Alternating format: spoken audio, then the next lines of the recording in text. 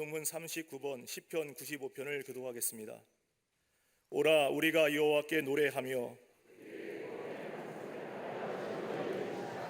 우리가 감사함으로 그 앞에 나아가며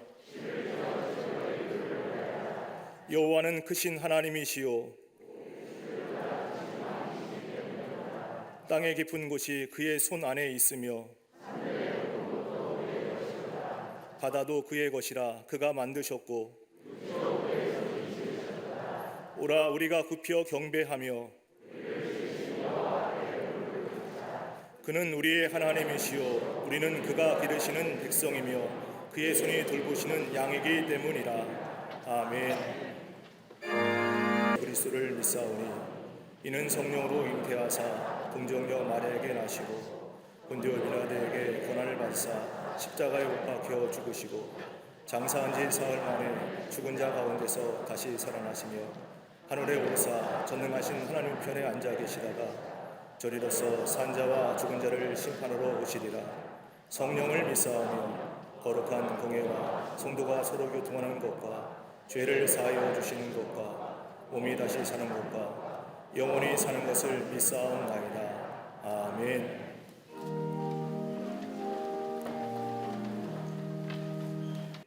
혼잡스럽고 번잡했던 한 주간의 삶 속에서도 은혜 가운데 지켜주셨다가 거룩하고 복된 주일을 허락하시사 풍성한 은혜 가운데 예배드리게 하심에 감사를 드립니다.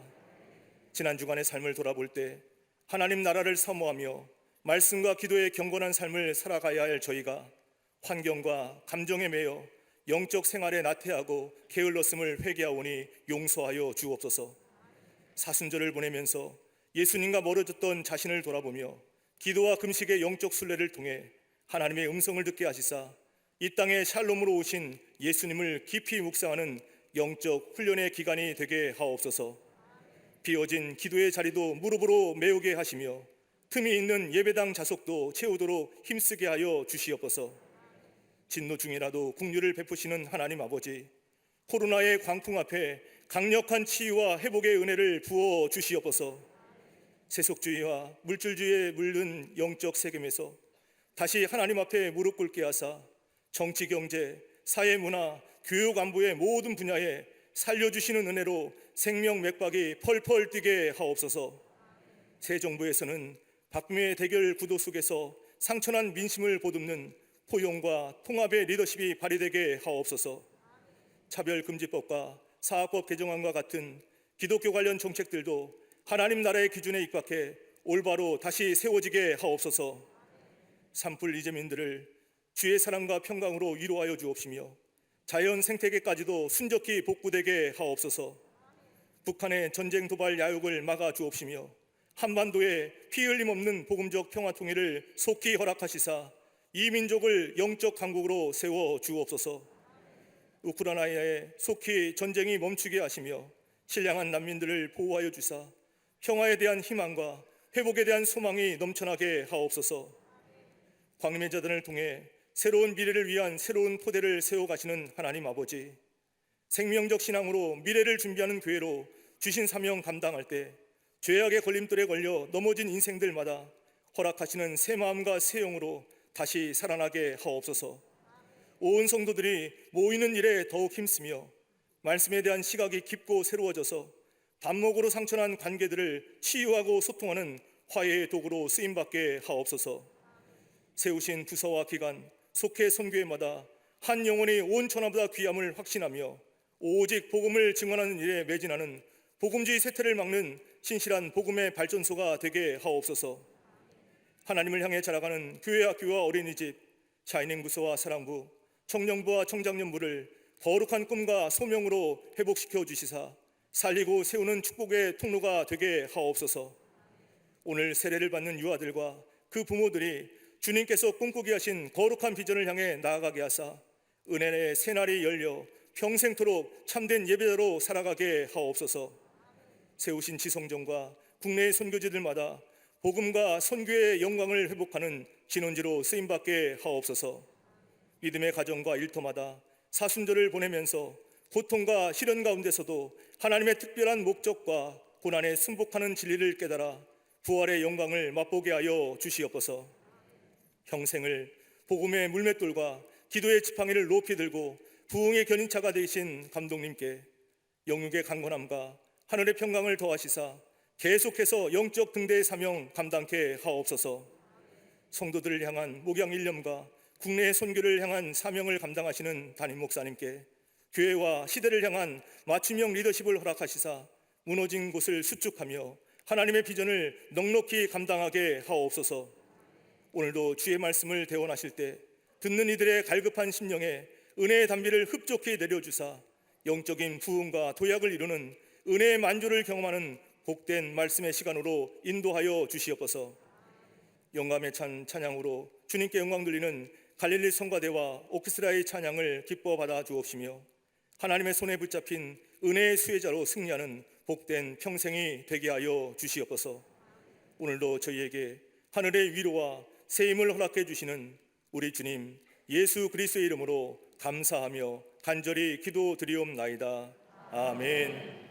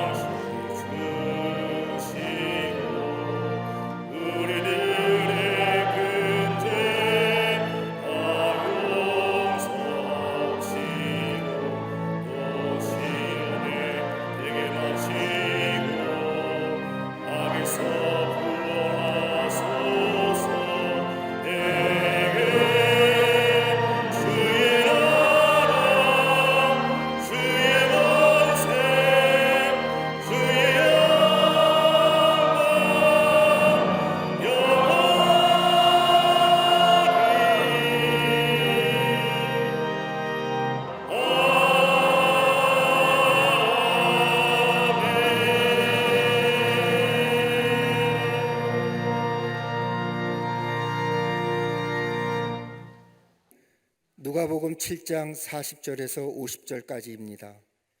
예수께서 대답하여 이르시되 시몬아 내가 내게 이를 말이 있다 하시니 그가 이르되 선생님 말씀하소서.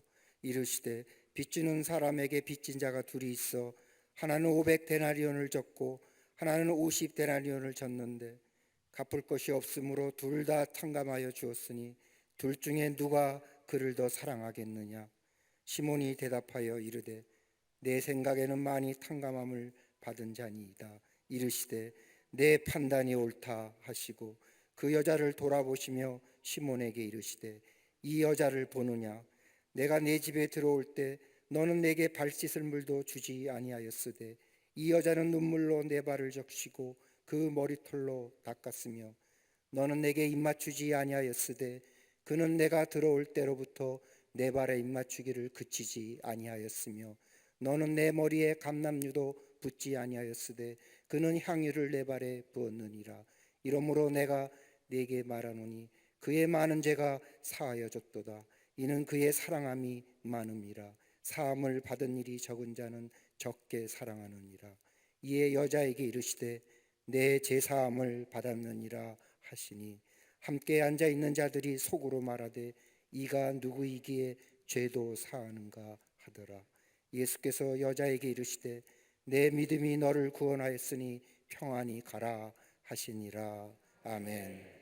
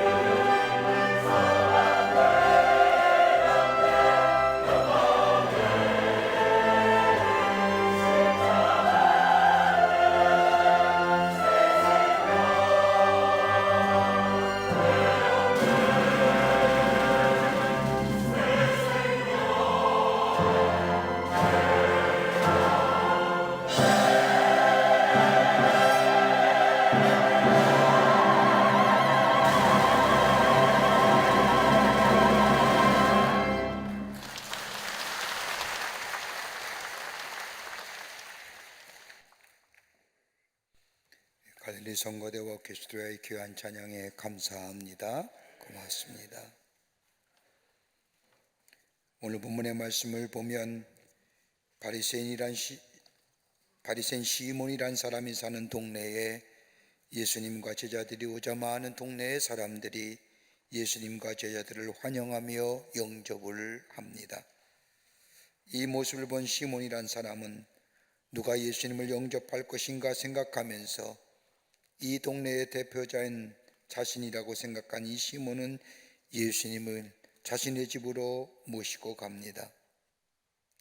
다른 복음서에 기록된 말씀을 비교해 보면 바리새인 시몬이 어떠한 이유로 예수님을 자신의 집으로 모셔갔는지 확실하게 알 수는 없지만 오늘 본문의 말씀인 누가복음의 말씀을 보면 생각해 볼 여지가 있습니다.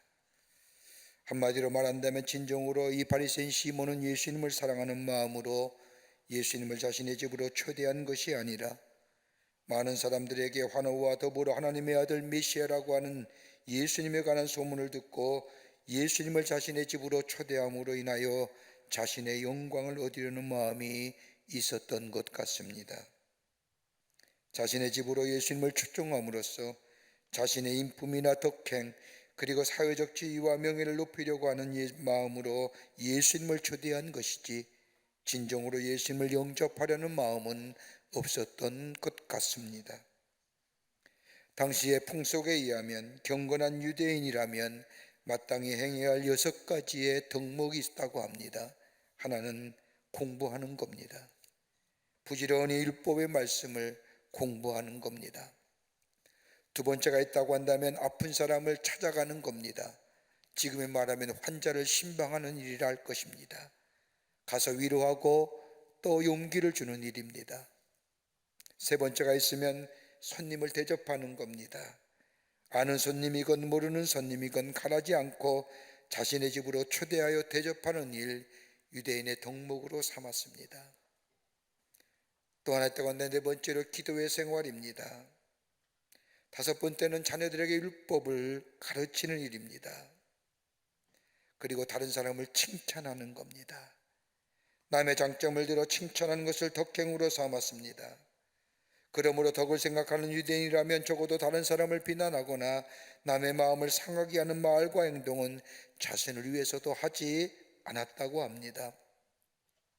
그런데 오늘 성경에 나오는 이 바리새인 시몬은 이러한 유대인의 관례에 따라서 자신의 동네에 온 예수님과 제자들을 자신의 집으로 초대한 겁니다. 잘 알지 못하지만 예수님을 자신의 집으로 초대하여 대접하는 것, 당시의 관습에 의하면 큰 덕행이로 삼았기에 예수님을 자신의 집으로 초대함으로 자신의 덕을 드러내고자 하는 마음이 그에게 있었던 것 같습니다. 그런데 오늘 본문의 말씀을 보면 바리새인 시몬 외에 또 한 사람, 즉 여인이 나옵니다. 본문에서는 마리아로 말하지만 다른 복음서의 말씀을 보면 막달라 마리아라고 생각되는 여인이 예수님께 나온 것입니다. 이 여인은 그냥 여인이 아니요 죄인입니다. 전설에 의하면 부정한 여인이요, 그러게 당시의 시대적 상황에 의하면 죄인으로 취급받던 여인입니다. 본문의 앞뒤 문맥을 살펴보면 아마도 이 여인이 예수님을 만난 것은 이번이 처음이 아닌 듯 싶습니다. 전에 이미 예수님을 만났고 예수님으로부터 특별한 은혜를 입은 것 같습니다. 그 은혜는 다름이 아니라 죄사함의 은혜입니다. 예수님으로부터 놀라운 은총을 입은 여인, 죄사함의 기쁨을 가지고 무엇이든지 예수님의 은혜에 보답하고자 하는 마음으로 바리새인은 시몬의 집에 초대받지 않은 불청각의 사람으로 와 앉아 있는 겁니다. 누구의 집인지 누가 그 여인에게 뭐라 말하든지 상관이 없습니다. 예수님이 거기 계시게 들어가 예수님과 함께 예수님께 마음과 정성을 다하여 예수님을 영접합니다. 이 은혜가 받은 은혜는 물질도 아니요, 고침을 받은 것도 아니요, 아픔에서 나음을 입은 것도 아닙니다. 이 여인이 받은 은혜는 다름이 아니라 예수님이 자신의 죄를 사하여 주셨다는 것. 많은 사람들이 자신을 향하여 죄인이라 병든 여인이라 손가락질하였지만 예수님은 자신을 하나님의 자녀로 삼아주신 것에 대하여 감사한 마음으로 예수님께 초대받지 않은 자리에 불청객으로 앉아 있는 겁니다. 여러분, 그리스도의 삶에 대하여 많이 정의 내리지만 그리스도인이란 구원받은 사람이요, 그러기에 예수를 나의 삶의 주인 삼고 예수와 함께 동행하는 사람을 가리켜서 그리스도인이요 예수께 속한 사람이라고 얘기합니다. 예수님이 내 안에 계시고 내가 예수 안에 거하는 삶, 그러기에 예수가 우리의 삶의 중심되어 살아가는 인생, 이게 바로 그리스도인의 정체성이요 그리스도인이라 할 것입니다. 예수님의 고난과 죽으심을 깊게 묵상하는 이 사순절 절기에 예수 안에 사는 인생 어떤 인생인지, 매일매일 예수 안에 살아가는 삶 어떤 모습인지 오늘 본문의 말씀을 통해서 함께 말씀을 나누며 은혜를 나누고자 합니다. 첫째는 깨어진 그릇의 값진 보화를 소유한 삶이라는 겁니다. 그리스도인의 삶이란 깨어진 그릇의 값진 보화인 예수 그리스도를 담고 사는 삶인 겁니다. 오늘 본문에 나오는 마리아는 초대받지 않은 여인입니다. 그러게 누가복음 7장 37절의 말씀을 보면 이 여인에 관하여 말하기를 그 동네에 죄를 지은 한 여자라고 이 여인에 관하여 소개합니다. 이 당시에 여인이 죄를 지었다고 하면 다른 말로 표현하자면 낯선 남자에게 웃음이나 그 밖의 것들을 가지고 사는 여인을 가리켜 성경은 애들로 표현했을 겁니다. 그러기에 동네 모든 사람이 이 여인이 누구이고 이 여인이 어떤 일을 했던가 무엇을 하는가 잘 알고 있었을 겁니다. 그러긴 이 여인이 초대받지 않는 장소, 그것도 바리새인이라 하나님의 앞에 의롭게 산다고 자부하는 이 바리새인 집의 시몬의 집에 방문한 겁니다. 이 여인의 감정은 수치와 굴욕감 그리고 온갖 부정적인 감정이 이 여인에게 있을지라도 이 여인은 자신 안에 있는 이 부정적인 감정을 바라본 것이 아니라 예수님을 바라보았기에 그 자리에 다른 사람이 뭐라 하든 상관없이 초대받지 않는 그 자리에 앉아 있었던 겁니다. 자신에게 시선을 고정하며 수치와 굴욕감에 깨어진 존재에 오종갓 부정적인 감정이 차고 넘치지만은 자기를 바라본 것이 아니라 자기의 감정을 넘어서서 예수님을 바라보았다는 겁니다. 그런데 오늘 성경에 나오는 바리새인 시몬의 모습을 보십시오. 오늘 누가복음 7장 30절의 말씀을 보면 바리새인에 대하여 이렇게 얘기합니다. 한 바리새인이 예수님께 자기와 함께 잡수시기를 청하니라고 얘기합니다. 바리새인 시몬은 예수님을 자신에 초청한 것은 특별한 이유가 있어서가 아닙니다. 마음에 상처가 있는 것도 아니고 아픈 상처가 있는 것도 아니고 깊은 고민이 있어 구원받고자 예수님을 청한 것이 아니라 그저 자신의 사회적 지위나 명망함을 위하여 예수님을 자신의 집으로 초대했다는 겁니다. 다른 말로 말하면 예수님을 자신을 위하여 이용했다는 겁니다.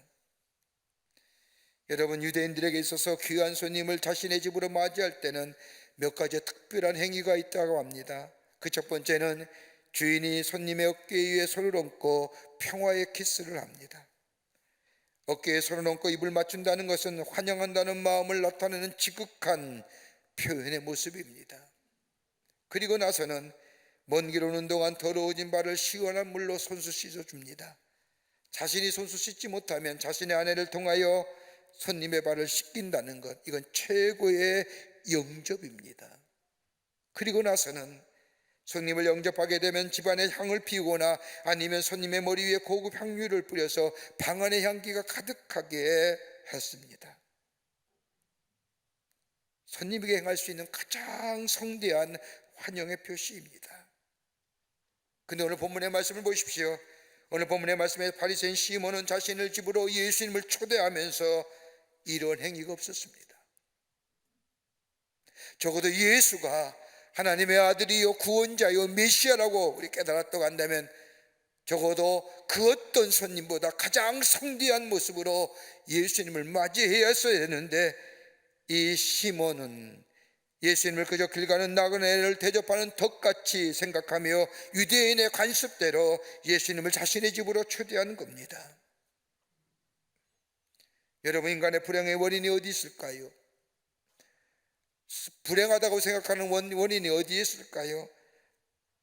재물이 많고 조금, 배움 많고 조금, 사회주의가 높고 낮음, 이것이 우리의 삶의 불행의 원인이 아닐 겁니다. 여러분, 우리가 불행한 원인은 다름이 아니라 깨어지고 부서진 존재임에도 불구하고 깨닫지 못하는 것, 알지 못하고 깨닫지 못하기에 우리 안에 치유와 회복의 길을 잃어버린 인생. 여러분의 인생의 가만히 모습을 보십시오. 우리의 인생은 처절하게 깨어진 존재로 살아가지 않습니까? 인간의 관계 속에서 상처받아 깨어지고 세상의 것을 더 사랑하다 세상으로부터 깨어진 존재로, 세상의 것보다 하나님을 사랑하는 것이 창조의 목적임에도 불구하고 보여지는 것에 더 많은 가치를 부여하면서 보이지 않는 하나님에 대해서는 아무런 간격 없이 살아가는 깨어진 존재의 모습. 아니, 이보다 더 근본적인 것은 죄로 인하여 하나님의 영성이 깨어진 존재임에도 불구하고 깨닫지 못한다는 사실. 여러분, 우리가 죄를 죄였기에 죄인이 아니라 죄인이기에 죄짓다는 존재를, 그 사실을 잃어버리며 사는 인생. 우리 안에 깨어진 것들이 있음에도 불구하고 나를 알지 못하고 깨닫지 못하기에 다른 사람의 허물이나 잘못을 보면서 저 사람은 깨어진 존재라 부정하며 정죄하는 삶의 모습, 이것이 우리를 불행하게 만드는 원인이라는 겁니다. 여러분, 깨어졌다는 게 무엇일까요? 깨어졌다고 해서는 가치를 잃어버렸다는 겁니다. 우린 집에서 보면 유리컵이나 접시가 깨지면 버리지 않습니까? 가치가 없는 겁니다. 음식점에 가서 컵이나 이가 깨진 그릇을 보면 바꿔달라고 합니다. 용도 폐기입니다. 흠집이 나면 그것으로 끊습니다. 끝이 아니라 버려집니다. 그러게 깨어졌다는 것은 부서진 것으로, 망가진 것으로 끝나버리는 것이 아니라 버려진 존재요, 용도 폐기된 존재라고. 여인은 자신이 깨어진 존재라는 것을 알았습니다. 깨어지고 부서진 존재를 넘어서서 버려진 존재라는 사실을 안 여인, 회복과 치유는 다른 것에 있는 것이 아니라 하나님의 아들이신 오직 예수님께만 있다는 사실을 알기에 자신을 향한 그 따가운 시선을 거부하고 수치와 굴욕감을 들이하고 예수님께 나온 겁니다. 그런데 시몬 베드로는 어떤가요? 여인은 깨어진 존재, 그러기에 버려져야 하며 사라져야 할 존재라고 바라보면서 자신은 깨어진 존재라는 사실을 모르는 겁니다. 그러기에 예수님을 자신의 집으로 초청하면서 정성없이 자기의 중심으로, 자기의 본의로 예수님을 영접합니다. 마리아가 육적인 죄가 드러난 외적인 죄인이라고 한다면 시몬, 이 바리새인 시몬은 영적인 죄가, 저가 죄임을 깨닫지 못하는 깨어진 존재라는 것을 모르는 내적인 죄인. 그러기에 다른 사람보다 내가 낫다고 생각합니다. 의인인 줄 착각하고 사합니다. 그러기 이제는 예수님을 영접하는 것을 의와 덕을 추구하여 다른 사람에게 보이려 합니다. 이러한 모습을 본 예수님께서 시몬을 향하여 누가복음 7장 46절의 말씀을 보면, 내가 내 집에 들어올 때는 너는 내게 발 씻는 물도 주지 아니하였고 내게 입 맞추지도 아니하였으며 내 머리에 감람유도 붓지 아니하였다. 유대인들에 따라 최고의 손님을 대접하는 행위가 전혀 내게 없었다. 그런데 이 여인 봐라, 이 여자는 눈물로 내 발을 적시고 그 머리털을 씻겨줬다. 여러분, 눈물의 의미가 어떨 걸까요? 우리는 기쁠 때도 눈물 흘리며 슬플 때도 눈물 흘리지만 우리 안에 눈물은 애통하고 슬플 때 더 진한 눈물이 우리 가운데 있지 않습니까? 그러게 눈물은 회개하는 겁니다. 들이캔다는 의미입니다. 소중한 머리털로 예수님의 발을 닦았다는 것은 겸손의 의미를 뜻하며, 더 나아가 자신의 죄를 회개하는 것과 함께 머리털로 예수의 발을 닦았다는 것은 정결의 의식을 행한 겁니다. 그리고 발에 입을 맞춘 겁니다. 입을 맞췄다는 것은 예수님을 향하여 지극한 사랑의 편지입니다. 나는 이 정도의 인간밖에 되지 못합니다. 자기를 극도로 낮추면서 예수님의 입에, 발에 입을 맞추었다는 겁니다. 그러기에 오늘 본문의 말씀을 보면 발이란 단어가 3번이나 연속하여 나옵니다. 눈물로 발을 적시고 발에 입을 맞추고 발에 향유를 붓고,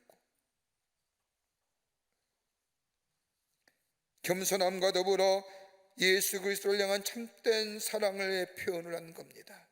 비록 나는 깨어진 존재이지만 예수님만이 나를 새롭게 하실 수 있습니다. 나를 회복시킬 수 있습니다.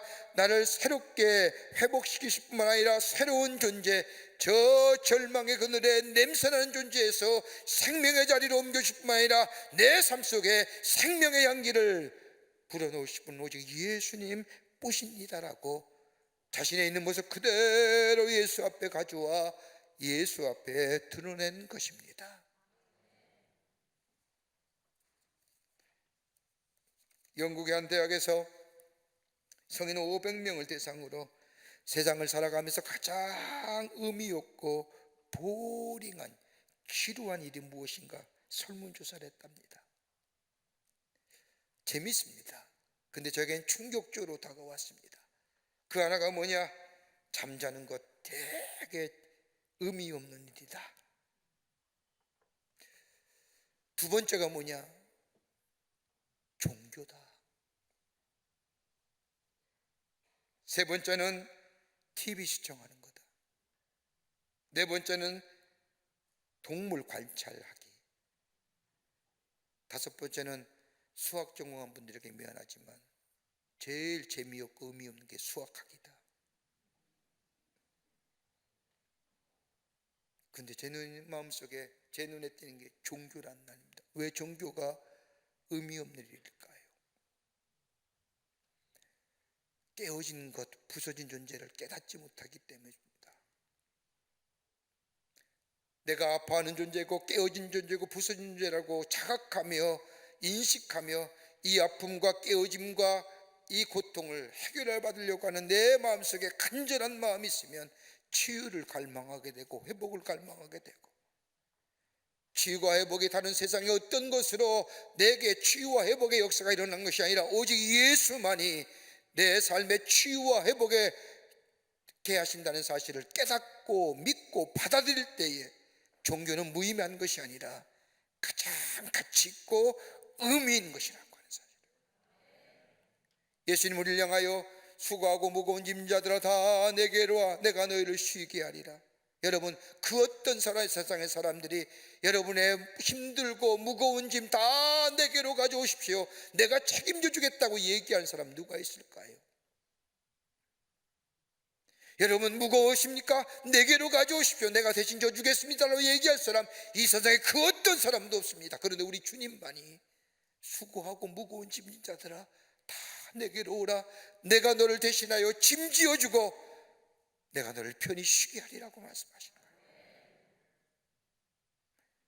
그것으로 끝나는 것이 아니라 내가 곧 길이요 진리요 생명이라 말씀하시는 것, 내가 너희의 길잡이요 내가 너희의 삶의 진리요 너희의 삶의 생명이라고 말씀하시는 것.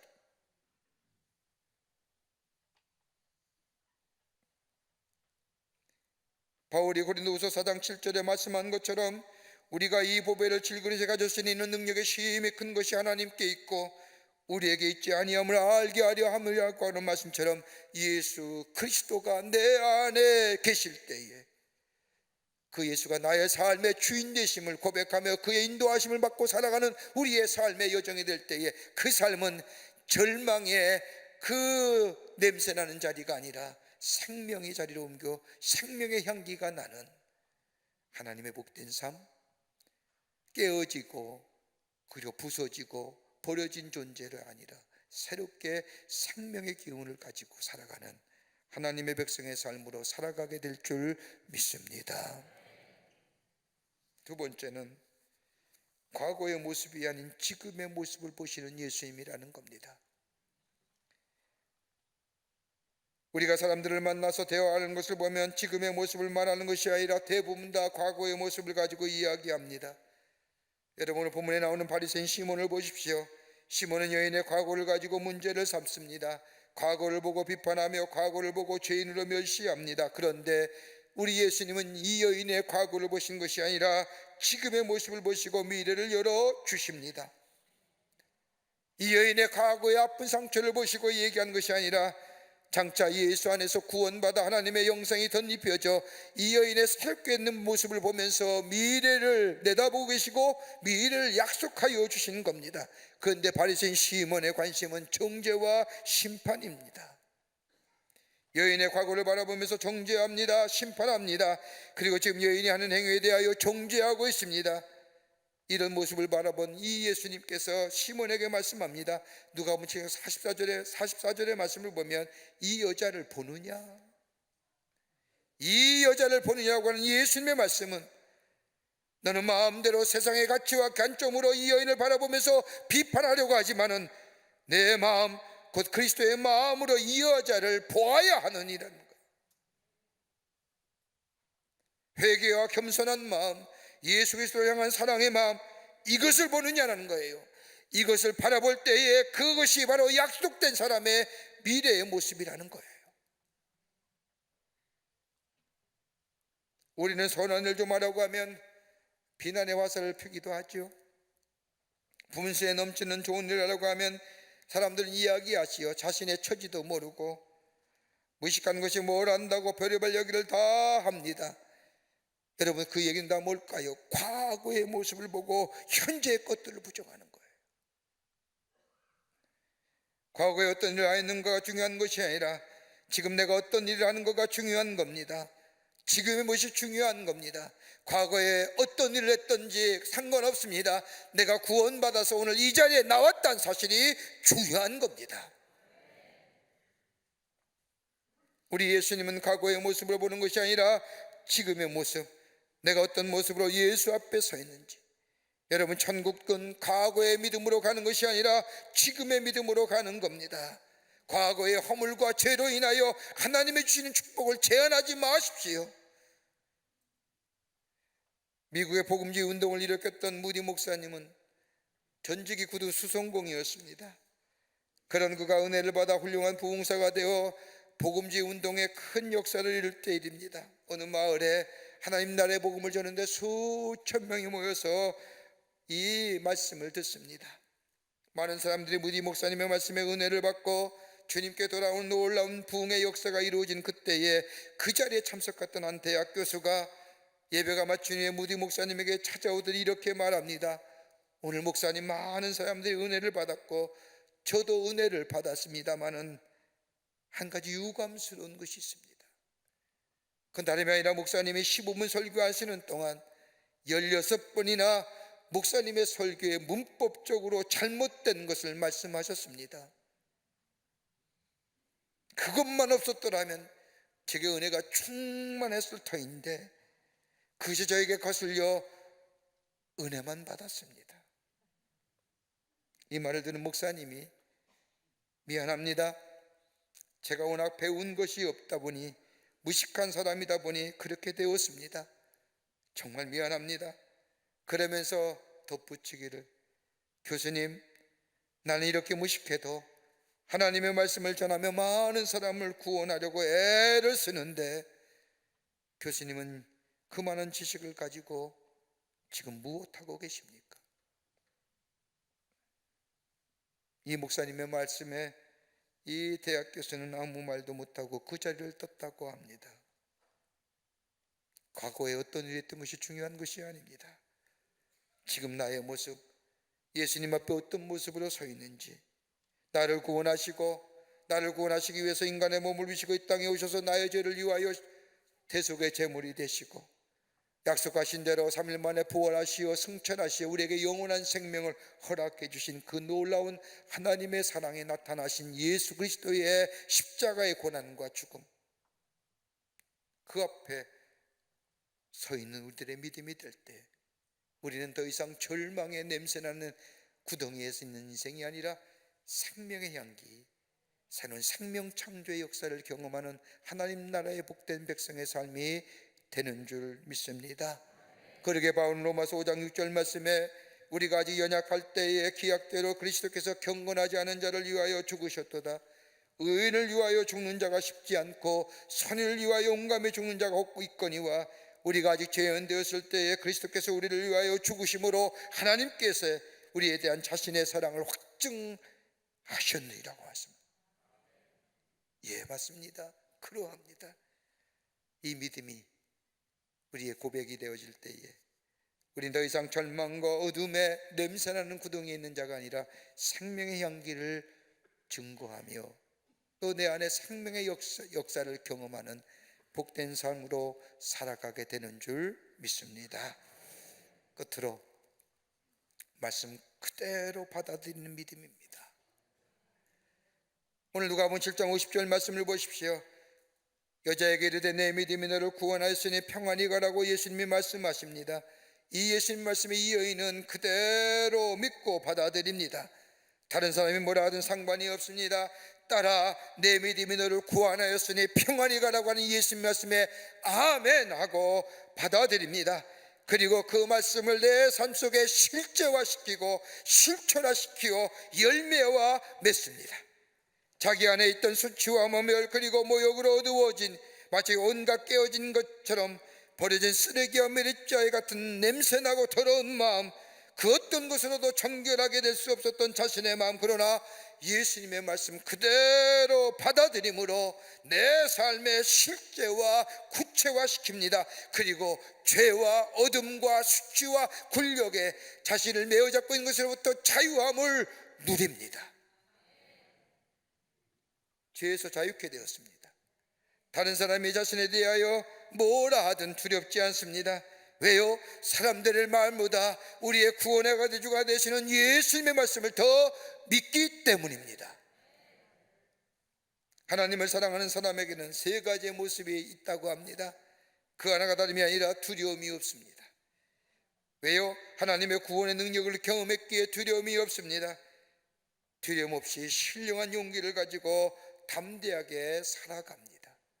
또 하나 있다고 한다면 자유롭게 자유함으로 살아간다는 겁니다. 하나님이 우리의 죄를 용서해 주셨기에 억눌렸던 죄로부터 자유하게 됩니다. 죄로 인한 죄책감이나 저주의식으로부터 완전히 해방되어 참된 자유를 누리며 삽니다. 또 하나 있다고 한다면 고난 중에 주의 임재하심을 경험한다는 겁니다. 고난 중에도 그분의 임재를 알며 그분의 사랑을 확신하기에 믿음이 더 견고해 줍니다. 고난이 있기에 위로가 필요합니다.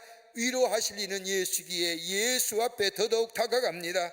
고난이 있기에 소망이 필요합니다. 소망은 하나님이 주시는 것이기에 하나님께 더더욱 나아가게 합니다.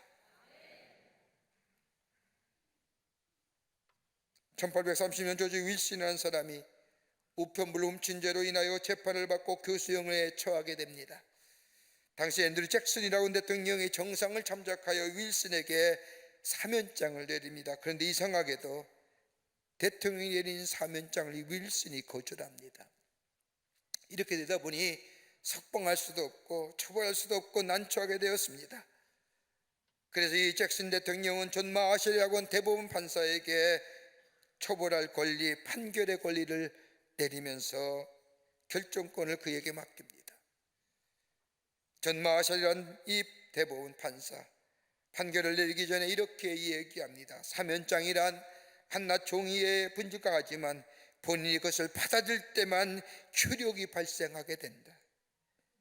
그는 그걸 받아들이지 아니하기에 효력이 발생하지 아니하기에 그를 사형에 처한다. 우리의 죄가 사하였고 용서함 받았다고 하는 그 말씀을 받아들이지 아니하면 그 용서는 아무런 의미가 없습니다. 그러기 오늘 본문의 말씀에 내 믿음이 너를 구원하였으니 이제 평안히 가라고 하는 이 말씀은 이 여인이 그대로 수용합니다. 받아들입니다. 믿습니다. 그리고 참된 자유인으로 살아갑니다. 냄새나고 깨어진 삶이 아닌 비록 깨어진 삶과 깨어진 그릇과 같은 삶 속에 예수님을 담고 절망의 냄새나는 자리가 아니라 생명의 향기를 풍기며 사는 하나님의 나라의 백성이 됩니다. 그러면서 주님은 뭐예요? 구체적인 예를 들지요.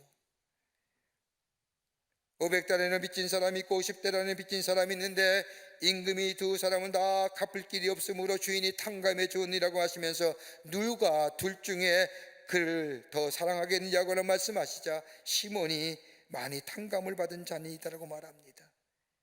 갚을 길이 없다는 것은 신학적으로 전적 타락의 의미입니다. 100달러의 빚을 졌든지 50달러의 빚을 졌든지 빚진 것은 다 마찬가지입니다. 갚을 능력도 다 없다는 것도 다 마찬가지입니다. 빚을 탕감받을 수 있는 것은 오직 주인에게만 달려 있습니다. 내가 구원받은 것, 나의 의로 받은 것이 아니라는 겁니다. 100달러의 빚진 사람이나 50달러의 빚진 사람이나 빚진 것은 다 마찬가지인데, 다 죄인인데, 빚을 탕감받을 수 있는 것은 주인이 탕감해 주었기에 탕감받을 수 있는 것처럼, 주인만이 탕감해 주는 것처럼 오직 예수 그리스도만이 우리의 죄를 사해 주시고 우리를 자유케 해 주신다는 겁니다. 이걸 믿는 겁니다. 이걸 내 삶 속에 수용하는 겁니다. 실제화시킨 겁니다. 그리고 구체화시킬 때 우리 안에 생명의 역사가 일어납니다. 다른 사람보다 선하면 얼마나 선하겠습니까? 다른 사람보다 가졌으면 얼마나 더 많이 가졌겠습니까? 얼마나 알고 배웠다고 한다면 얼마나 알고 배우겠습니까? 그만하지 말아야 됩니다. 그만한 것이만큼이나 무서운 죄 없습니다. 오늘 우리를 향하여 주님이 말씀하신 것처럼 그 말씀 그대로 믿고 수용하고 그 말씀을 내 삶 속에 구체화 실체화되게 될 때 우리의 삶 속에 생명 향기가 나는 하나님 나라의 복된 백성의 삶으로 살아가게 되는 줄 믿습니다. 이 믿음의 고백이 우리 안에 있어 새로운 하나님의 역사를 경험하고 증거하는 복된 하나님 나라의 백성의 삶으로 살아가기를 주의 이름으로 간절히 축원합니다. 하나님 감사합니다. 저희들 주께서 사랑해 주시고 하나님의 백성 삼으심에 감사합니다. 우리의 냄새나는 우리의 삶, 우리가 무엇이 가운데 사랑하여 주셔서 구원하여 주시고 절망과 어둠의 냄새나는 삶이 아니라 생명의 향기, 아름다운 향기 나는 인생으로 삼아주심에 감사합니다.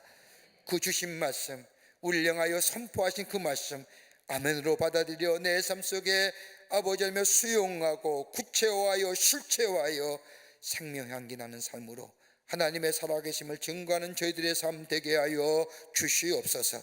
절망과 좌절을 넘어서서 새로운 생명의 역사를 이루어가는 저희들로 주님 삼아 주시옵소서. 감사하며 예수님의 이름으로 기도하옵나이다. 아멘.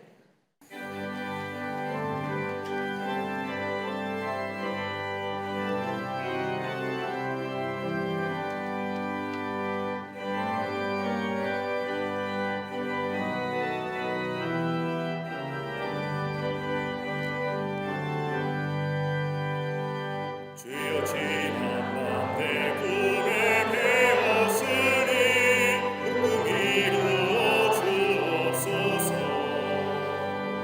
밤과 아침에 계시로 보여주사 항상 은혜를 주옵소서. 나의 놀라운 꿈 정령함이 끼는 장차 큰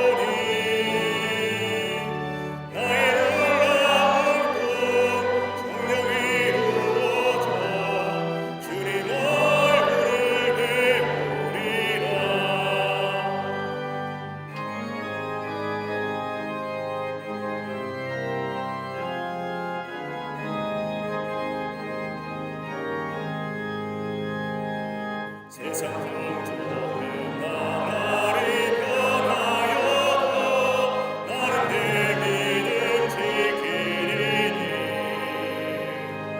인생 살다가 죽음이 꿈 같으나 오직 내 꿈은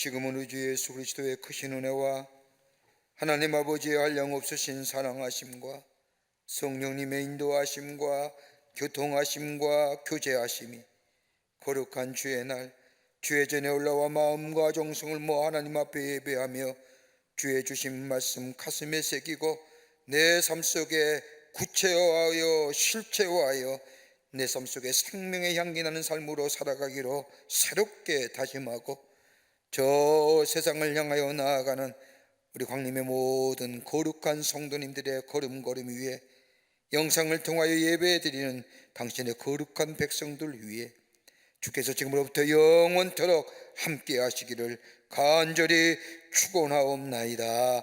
아멘.